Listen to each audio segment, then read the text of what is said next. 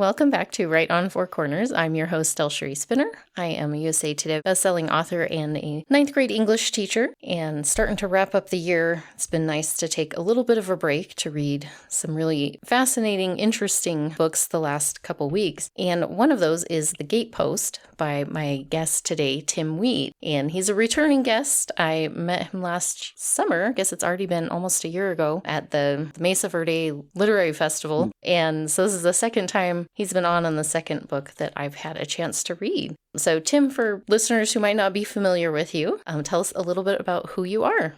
Well, so great to be back with you, DelSheree. So I'm a writer. I live in Vermont. I have long roots in sort of your region. I'm from a third generation Colorado family, so I spend a lot of time out there. My mom lives up in Ridgeway. But I'm a novelist primarily. I also teach writing in an MFA program in Newport, Rhode Island, a low residency MFA program. And I've had a second career, or sort of a parallel career, in international educational travel. I worked for National Geographic and many other organizations doing international educational travel. And I still do that. I sort of have one of these weird careers that writers often do, as you know, where we patch lots of things together. So that's what I'm doing. Yeah, I don't come across very many people who have just started out with writing and that's what they've done their entire life. It's always kind of a mix and match of what kind of It's one of the goes things with that makes writing. it interesting, you know? Yeah, exactly. Yeah. Yeah, bringing a lot of life experience into what you do. And I know with you, and we talked a little bit last time, just kind of your interest in the natural world and science and what's happening with the world right now has influenced some of your writing. And so before we get too far into some of the themes and topics, tell listeners a little bit about The Gatepost. So The Gatepost is kind of a weird novel for me. It's a strange little novel. It's kind of a little hard to categorize, and Kirkus Reviews calls it a hallucinatory thriller, and I'm okay with that description, but it could also be seen as sort of a contemporary portal fantasy or near-future science fiction novel, but it's sort of a literary speculative novel that incorporates, elements of a number of genres. So it's a bit blurry in terms of genre. I find that all my stories kind of take their own shape. They have a mind of their own, and this is the shape that it decided to take. But basically, it's about a woman, 30-year-old woman, Esme Weatherhead, who leaves her job as an attorney in San Francisco and gets divorced and moves back to 300-acre property in Vermont where she grew up. And she comes back to this property because she wants to write a book about her father, who disappeared under mysterious circumstances 20 years earlier. And her father was he was an archaeologist, he was an amateur scientist, and he kept field journals. So one of the things she's doing when she's back on this property, she's looking at these field journals, and she finds a field journal that details some observational experiments that he did during the last couple of weeks before he disappeared. And the experiments took place, they involved high doses of psilocybin mushrooms, and they took place in a cave on this property. And she's like, wait a minute, she didn't know that there was a cave on this property. So she looks and looks and can't find it. And then she hires a local geologist, Lucas, to help her find the cave. And they end up finding the cave, spoiler alert. And it sort of leads into this kind of a wild experience where it's basically, I don't want to say too much more because it would be a spoiler, but basically it's sort of a story of a daughter trying to learn what happened to her father and to make connections with her father, and a father also trying to find his way back home to his daughter. So it's a sort of story of separation, but it also has elements of geological time, Mesoamerican cosmology, the many worlds theory, and of course the question of hallucinogenic substances and how those can sort of push the frontiers of human perception. So as I say, it's kind of a weird book, but that's what it is. Well, I enjoyed that it brought in so many different layers. It wasn't one thing, and it made you, as the reader, consider the connections just around you and what can kind of play into your life's journey. Because we have these events in her life that have shaped where she is when the book actually starts for her, where her story starts of moving back to her family home and then trying to piece things together and look back through and think how did I get here? And what are all of those things that have come together? And the journey that she goes on over the course of the book is really revealing in several ways, literally when they find things out, but her personal journey as well, that it's not, just a mystery or the thriller aspects like you mentioned, or it's really a little bit of a lot of things, which I think is nice in that sense because there's a little bit of something for a wide variety of readers who might be Yeah. intrigued by this part or this part, and then they get all of it. Yeah. Well, yeah, and it's also, I mean, it's also sort of a story about how do you move on with your life, and when you have a loved one who you don't have the opportunity to grieve. So it's this idea of kind of letting. How do you learn to let go and to move on with your life in some ways? And that's just such a huge question. It's so Yeah. personal. And Yeah.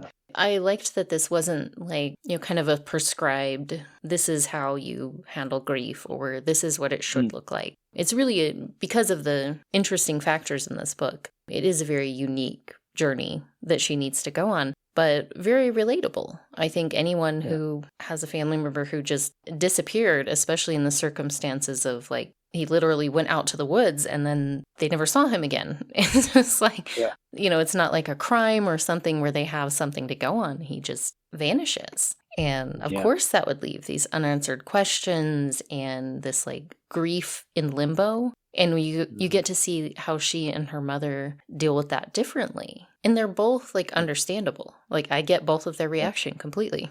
Yeah, and I mean, in some ways, even if we haven't had a loved one who's actually literally disappeared, and we are all dealing with friends that we no longer, people that were very important to us in our childhood that we no longer see, or older relatives that have died, or there's lots of different ways of thinking about it. So I'm glad that you found it relatable. It was definitely something when I was writing it that I felt like I felt it was tapping into as you know, as a novelist, we tap into various aspects of our own selves and the issues that we deal with and how we are in the world and what we confront and the kinds of things we confront. And I think that's one of the reasons that people like to read novels, because it gives you a chance to sort of consider the way that other people look at the world. They experience the difficulties that come, and storytelling is often very dark. It has bad things that happen, and sort of the way that protagonists and the way that characters we're reading about process this and the decisions they make, and that can help us in our own lives to sort of figure out where we are and where we're going and how we can kind of move on through our own lives. Yeah, absolutely. I always find it interesting when readers will ask, like, oh, did you do this? Did you have this experience happen to you? Are you, whatever profession your character is, like, oh, is that what you used to do? It's like, Right. Yeah. like there's always things we draw on, but, Yeah. it's not always like writing about your own emotions or trauma or whatever it is, but sometimes it's Exactly. that exploration of how do people get through something really hard like that. Yeah, and that's a really great point. That it's a natural supposition that people would assume that your protagonist is very much like you, and in some ways they are, but not necessarily in the literal ways. But in sort of like the emotional experience of being human. I think that's what novelists are kind of exploring, and so we have to project ourselves, our own consciousness, into characters that are not ourselves, and use elements of ourselves to sort of paint that picture. That's part of the fun of writing a novel, and I think of reading a novel too. Yeah, there's that research that's been done by more than one person, and I can't even remember any of them. But we're talking about how reading, especially with children, helps them develop compassion because they, Oh, absolutely. see other experiences and they can put themselves in their place and like, oh, what would I do? Yeah. And Yeah. I think writing, especially deep characters, also takes compassion because you have to see who your character is and what they're going through Yeah. and feel that with them when you're writing. Yeah, I agree. And I think, novels, one of the reasons I love writing fiction is because it is an art of connection. It's sort of like all human beings, in a way, in a sense, we're trapped in our own consciousness. And we go through, even we're surrounded by family and friends, in some ways we're still alone because we're trapped in our own consciousness. But the novel or fiction, and the novel in particular, is an art form that allows us to sort of get out of that in a way, to sort of, because we're occupying a different consciousness that's not our own. And it is that's where the compassion comes from, because you have to imagine what it would be like for some other person. And for me, the novel is the art that does that most completely and most immersively. One of the reasons I love both reading and writing novels is because if you have a good novel, you'll never be lonely. It's an antidote to loneliness. And it is a way to sort of jump and to see the world through a different consciousness that's not your own. And that's compassion. And I think you're absolutely right. I love that. It's been interesting to see with my students because a lot of them come in not readers at all. They're like, we have to read books? Like, yes, we're actually going to read entire books in this class. And Yeah. we did Animal Farm, and then a lighter, but it has these other deeper elements that I don't think most of my students were expecting, called A Wizard's Guide to Defensive Baking. And they actually share a lot of themes, and that's kind of what we're going through now. And it's been interesting to see them go through two very different books, but connect with characters and just be so upset over some of the things that are done. When we get to the chapter in Animal Farm where Boxer is sold to the knacker and then the box of whiskey is delivered, we finished that chapter and I said, how did they pay for the whiskey? And all of their faces were just like, oh, no, they didn't. Wow, that's so. Bless you for doing that. I think it's so important to introduce young people to reading, because you can get things out of reading books that you can't get from other media. That's wonderful work that you're doing in service to humanity. So bravo, and hopefully some of your students are coming out of it and wanting suggestions for other books that they could read, or maybe there'll be a delayed effect, and in a couple of years they'll be like, oh, I remember. That was the way with my kids. They sort of discovered books, and then there were times when they were sort of more attracted to media, but then later they're like, oh, books, and now both of my kids are real avid readers. So I think that's wonderful. Yeah, I was kind of surprised because we did the 2 books this year, and we came back from spring break, and they're like, okay, are we going to read another book? And I was like, did you guys want to? And I was surprised how many of them did. And I was like, unfortunately, our topics are not narrative for this quarter, but I was surprised they had enjoyed the other 2 books so much that they were like, let's do more stories. Next year, we'll read over the summer. So good to hear. Yeah, awesome. Those relationships you develop with the characters, and that's something I've enjoyed in both of the books that I've had a chance to read with the Afterlife Project and the Gatepost, that your depth of characters and how relatable that they are, like even in these crazy odd circumstances that both books have, where you're like, they're facing unusual situations, but you're able to connect with them and see that human side. That's great. I mean, I think that one of the things, if you're writing about a place that's sort of distant and far away and hard to imagine, it's even more important to have that kind of link of character, relatability, or someone to connect. Hey, I can see myself in that position, or I can see maybe someone I know, but it's like, and it feels accurate. I think that's so important to have grounding if you're writing about the distant future, or even a different culture or whatever, to have some grounding and familiarity for readers. But I'm so glad to hear that. Thank you so much. Building on that, your description of your settings, because you have the description of where Esme's living, but then also the descriptions in her father's chapters, as well of the different worlds that he sees. And I think that can be a hard balance to strike, of not overdoing it, but still getting across the details you need to let them feel like this is where they are, and picture it and kind of be there with the character. How do you approach descriptive passages and not, does it turn into 20 pages of the Ent Forest or, things like that? Yeah, right. I love the Ent Forest, but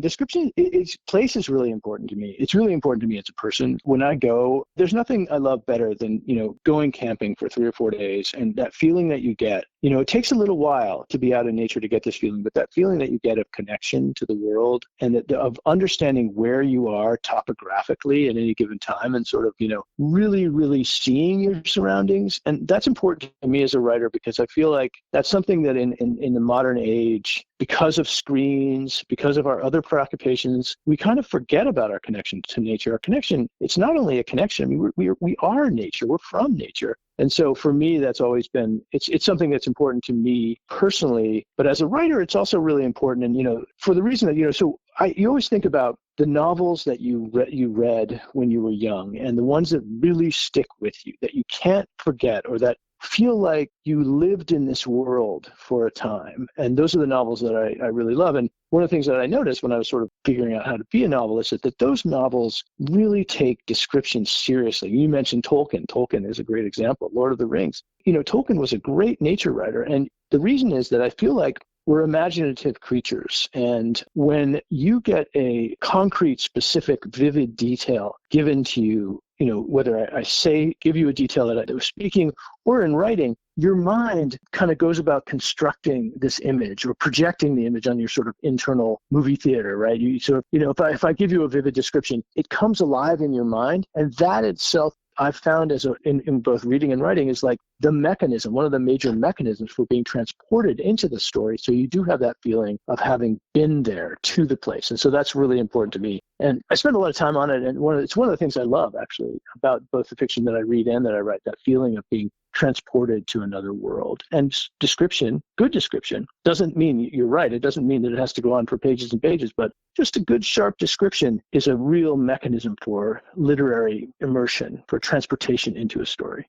Absolutely. Yeah, there's certain stories that, like those visuals, stick in your mind for a really long time. And anytime you think about the story or the characters, like you can go to that place in your head right away. And I love experiencing that. I feel like I haven't come across that as much lately. I don't know, just the stuff I've been reading. It's a lot of nonfiction, which doesn't tend to do that very much. But right, it doesn't. It's true. Yeah. I guess one or a couple of the other things I wanted to talk to you about, kind of related, were some of the other influences. And you mentioned the Mesoamerican shamanism, and then the psilocybins and just mind-altering substances, and pairing those together. And I was curious, where did that part of the inspiration come from? And then digging into your research, because I'm imagining you must have done a ton of research to put all of this together.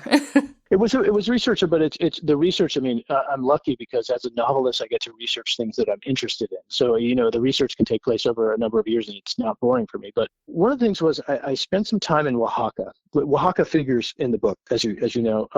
Oaxaca is kind of known as a center of this kind of thing, of hallucinogenic shamanism, basically, that is related to, goes deep into the Mesoamerican past. So I did spend some time getting into the sort of the deep archaeology of the Zapotecs in Oaxaca Valley, and met with some curanderas, some traditional healers there, and that was very interesting. And that's sort of what kind of got me really fired up about writing the book. The book also has some experimentation that I've done in my own life, honestly, too. But in terms of books and research, there's some really important books that were really key. One of them was called The Road to Eleusis by Gordon Wasson and Albert Hoffman. And it's a sort of about Eleusis is a place in Greece, the Eleusinian Mysteries. It's a Greek temple that used to have these sort of yearly gatherings where people would take an hallucinogen and have an incredible transportative experience. But then also I was interested in geological history. There's a book called Other Lands that sort of talks about the different periods of history in Earth when there were strange creatures and all really hard to imagine landscapes. There's another book called Timefulness by Marcia Bjornerud, which is about geological time and sort of getting your mind around geological time. And there were a number of other books. There's books on shamanism, books on the Olmecs, the Mesoamerican, the actual archaeology of the Olmecs, America's first civilization. And so the research was just, frankly, really fun. I really enjoyed kind of immersing myself in the kind of lore and the academic side of this so that I could use it in the book and sort of feel like what the topics that I was writing about in the book. It's not an academic treatise, but at least they're well informed, I think, by this research, which was just a lot of fun to do. So it was a mix of personal and reading that I did.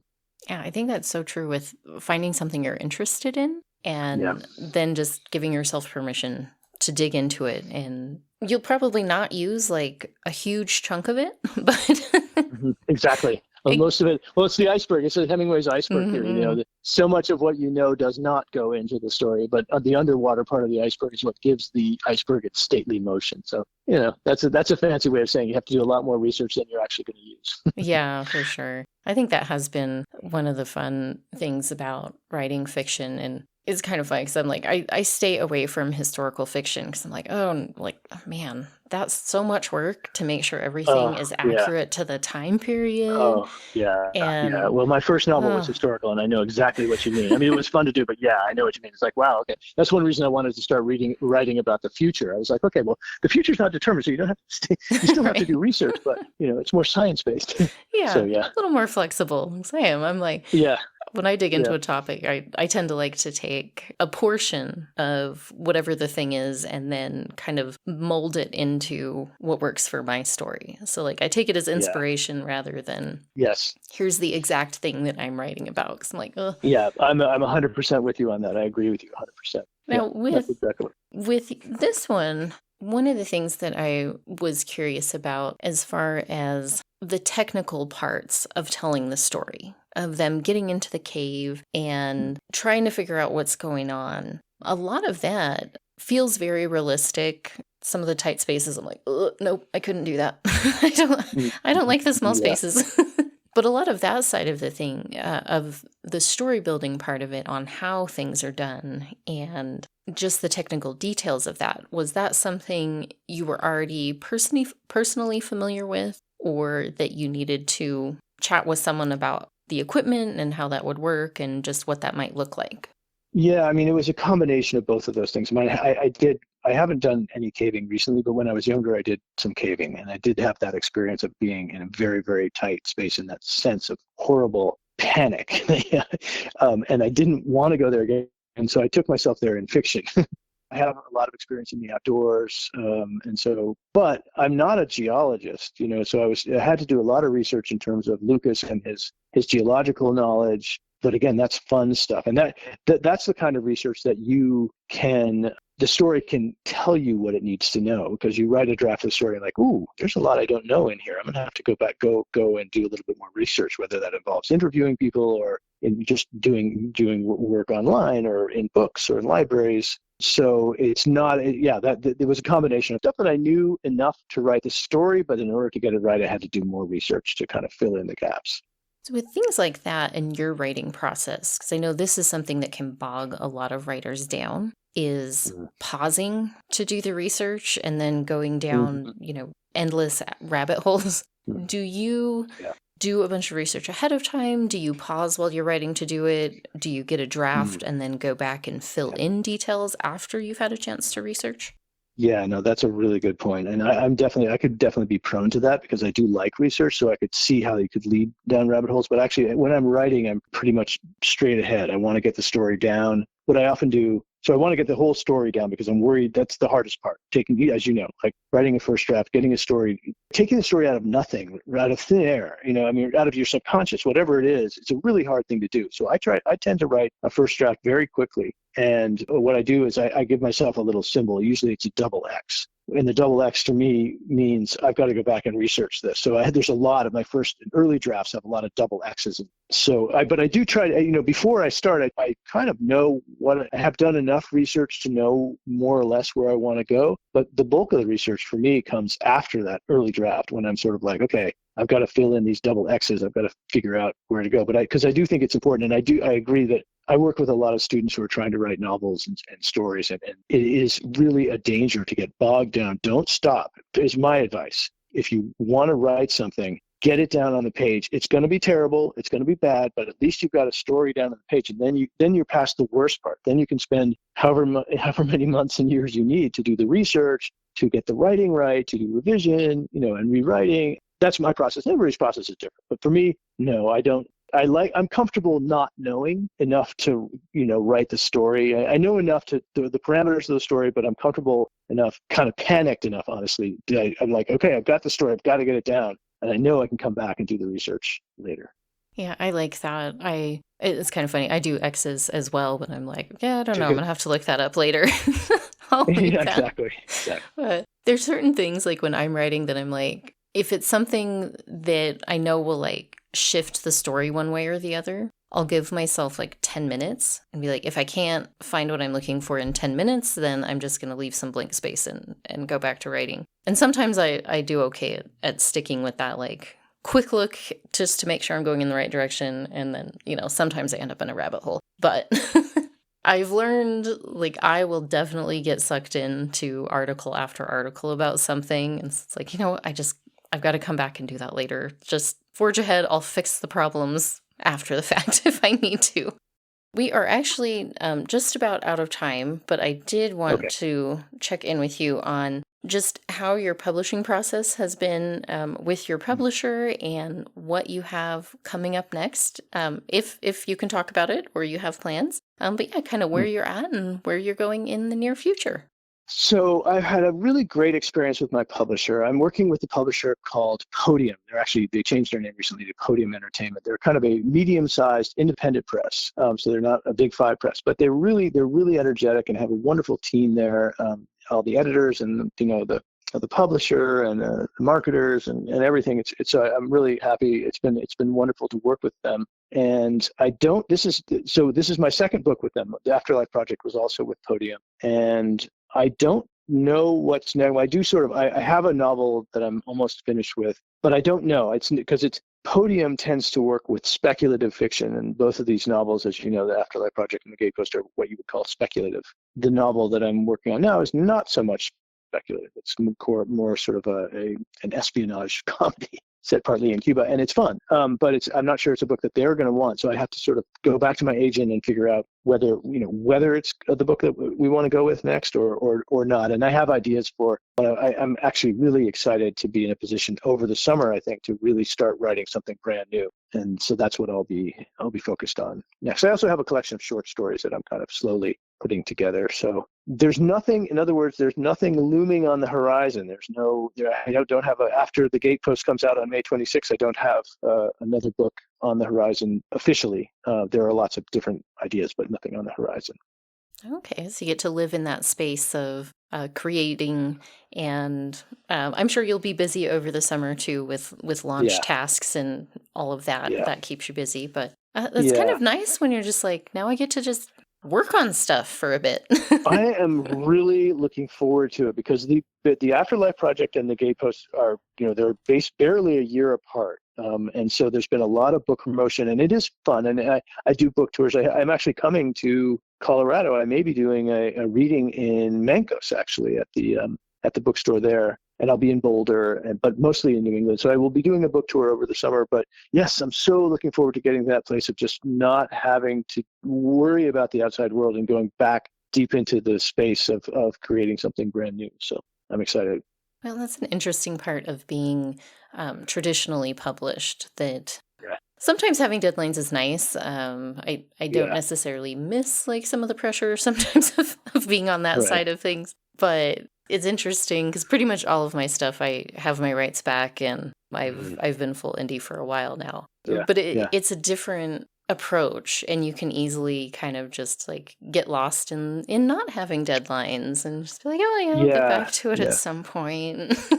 Yeah. Well, it's such a hustle. I mean, publishing is whether it's independent publishing or traditional publishing, you have to, as a writer these days, especially, you have to really kind of market yourself. And that's a lot of work. And, it has its fun times for sure. I mean, meeting readers, and it's definitely fun, but that can pull you away from that sort of deep, phase of creativity that you need to just sort of be on your own, coming up with something brand new. So I've been in both situations, but I like the idea of not having to deal with the sort of outward facing stuff and really turn back to the inward facing stuff and see what comes out of it. You never know. Yeah. And I'm lucky too. I'm lucky because as I mentioned, I have different careers. I'm not trying to make a living solely as being a writer.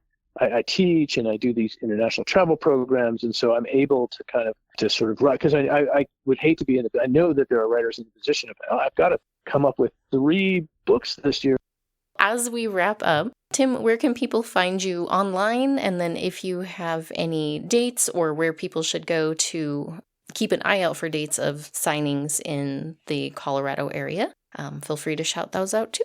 Okay, great. So yeah, my website is timweed.net. So timweed.net, and I have an events page on there, so you can keep track of all my upcoming events. I do have one in Boulder at the Boulder Bookstore on August 4th, and I think I will have one in Mancos and maybe some areas around southwestern Colorado. But yeah, check in at timweed.net, and that also has all you need to know about the Gatepost and links to pre-order it and purchase it, and everything about me is on that website. Awesome. Well, thank you so much for taking the time to come on the show and for getting me a copy I had time to read it and get you in right before your release date. I always appreciate advance notice on stuff like that. It makes my life easier. Yeah. Well, thank you so much, DelSheree. It's been a real pleasure to talk to you again, and I really appreciate it.